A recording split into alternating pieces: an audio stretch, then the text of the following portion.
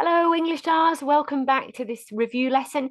This review lesson is from today, which was Wednesday, the 27th of December, and it was a lesson at 11 o'clock. So it's the next one in our warning stories series. So there's quite a few people who weren't there today. So hopefully this lesson is going to help you. I want to say catch up, but you didn't really miss too much. You can learn about it on this video. Right, so let me share with you now. So we started off just while we were waiting for people to arrive with a little kind of puzzle.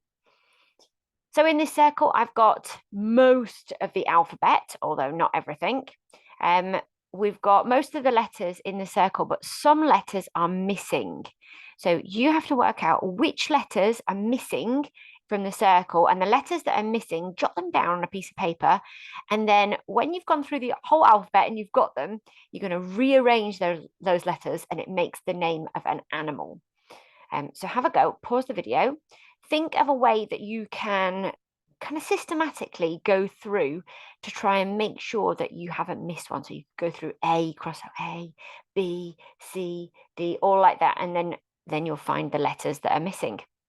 Okay, and I'm not going to reveal to you what the word is. You can put it in the comments or you can drop me a message to tell me what it is. Right, okay. I'm going to just share with you something different because this is an unedited video. I'm just recording after the lesson. Okay, so like I said before, we are learning about warning stories, and we've been talking about warnings quite a lot. So I thought it'd be quite fun to have a little look at warnings that you see out and about. I know nobody drives a car yet or a motorbike, but you do go out on the road, so you might see these signs. So this was quite interesting because it was definitely giving me information about who I want to go in a car with and who I don't want to go in a car with. So what are these warnings then? What do you think they are? So you can have a little go through. Some of them are quite easy, like this one's quite easy, isn't it? It's a warning that traffic lights are ahead. Some of them are a bit trickier. Most of you got this one about rocks falling. Somebody said about landslides. This one here, have a look and see if you know what they mean. If you know what the warnings are, you can message me, you can write them in the comments below. Okay, so we had a quick review of some of the pictures that we've looked at so far in our warning stories, and we're going to have a go making a really comprehensive plan in today's lesson of our own warning story. Okay, here are some sentences. There are 4 sentences altogether.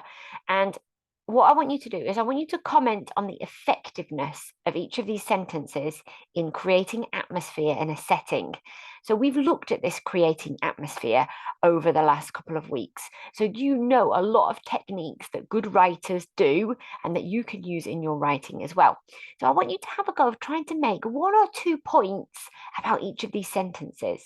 The first one, the tree had gnarled bark and finger-like branches. What makes that effective? Have a little think. You might want to comment on the kinds of words that are used.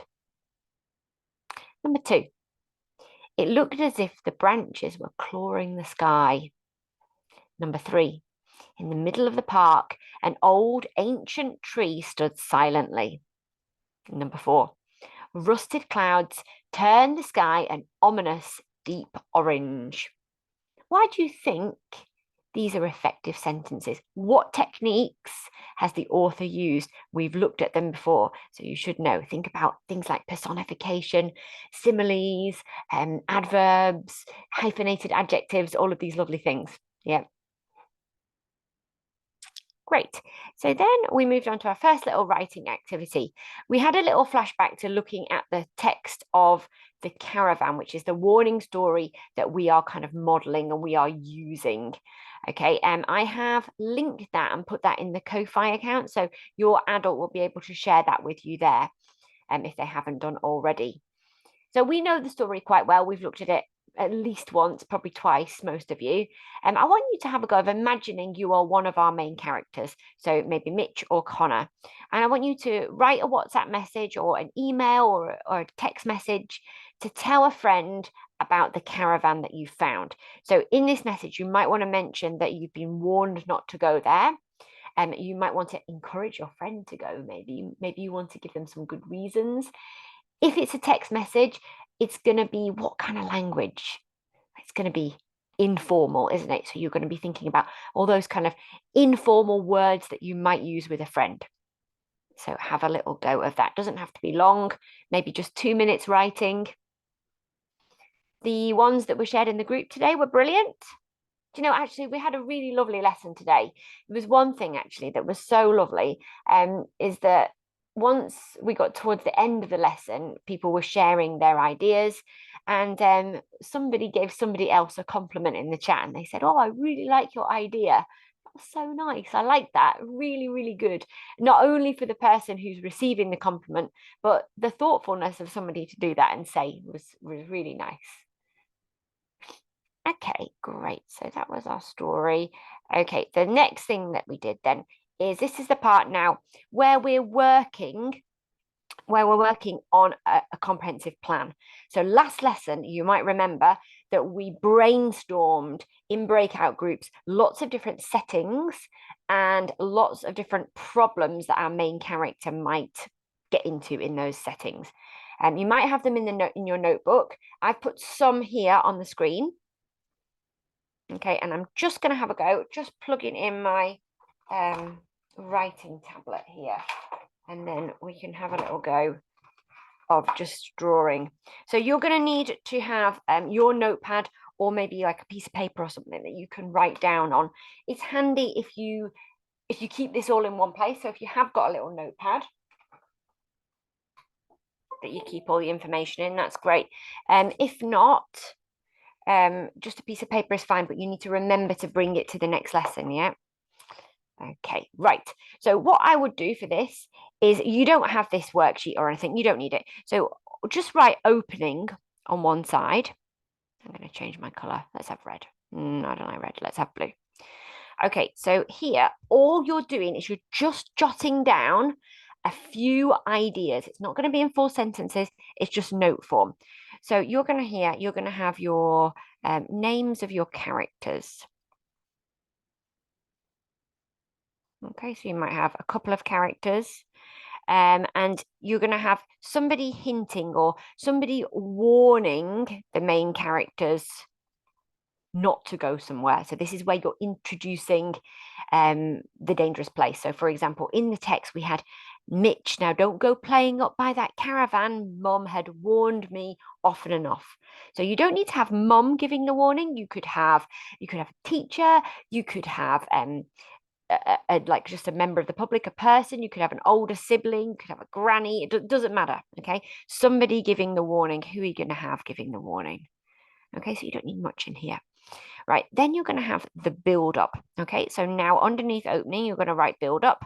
Let's have a look then. How are we going to build up? Well, this is the bit where we start talking about the setting. We're going to introduce the setting.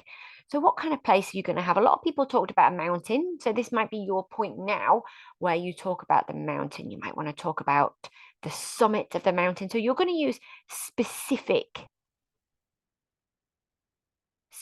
vocabulary according to your setting. Okay, so mountain words, canal words, whatever your setting is. You might have here also some really powerful adjectives. You might even have a hyphenated adjective. We've talked about that. You might even have some similes jotted down that you're going to use here to describe your setting, some good adverbs. You might even be able to remember that little technique that we did, rule of three.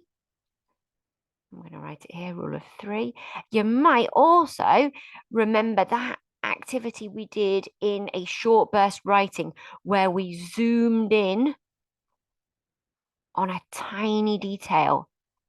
We zoomed in on a tiny detail. That's really good for setting description. So there's lots of things you can put in here.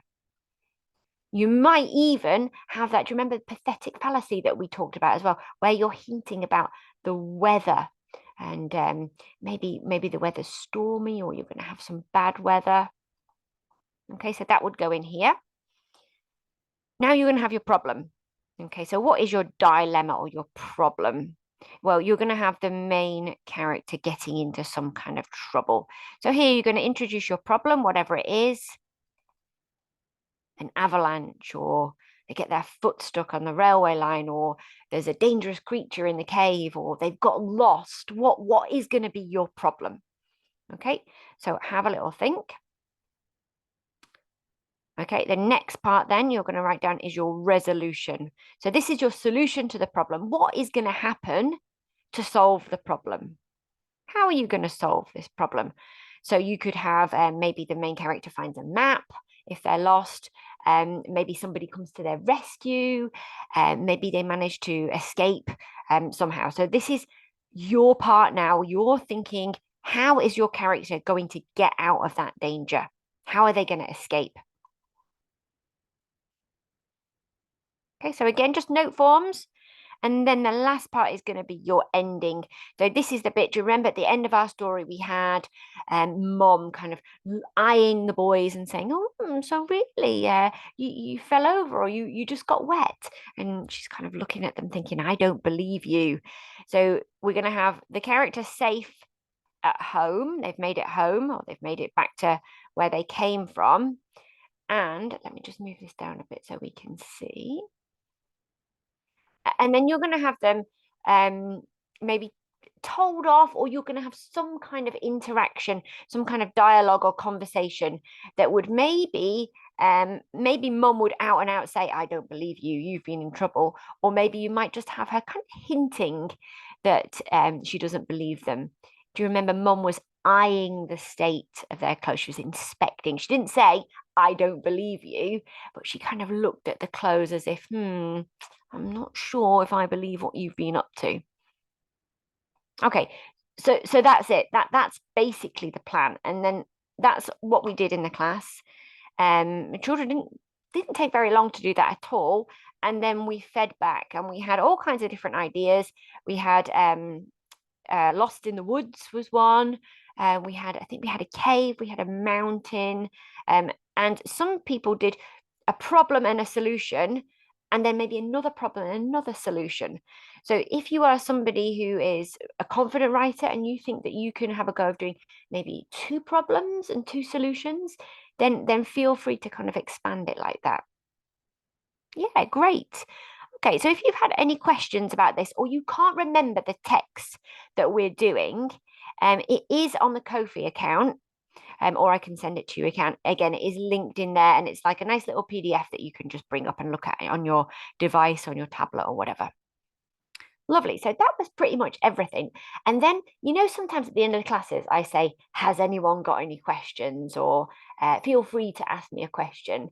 Well, I kind of changed it this time because I don't want to ask you, "Is there anyone who has a question?" I want you to ask me a question, because I want you to engage in your learning. So at the end of the lesson, I said, "Does anyone want to say anything about today?" Or "Does anyone want to ask a question?" And actually, we had quite a few people who wanted not to ask a question, but just to comment on something that happened in the lesson, maybe something they did that surprised them, something that they enjoyed perhaps. And there's lots of really positive comments, which was fantastic. Really means that you're engaging in your learning and you're thinking about your learning, which is actually just as important as doing the learning, is knowing what you're learning about. Yeah, great. Okay, so thank you for getting to the end of the video. Please feel free to send me any work. You know where I am. If you have watched this video and you are not in my groups, then feel free to join. There's a link in the comments or in the description below, and you can message me and you can join from there. Okay, and I will see you next week. Bye, everyone.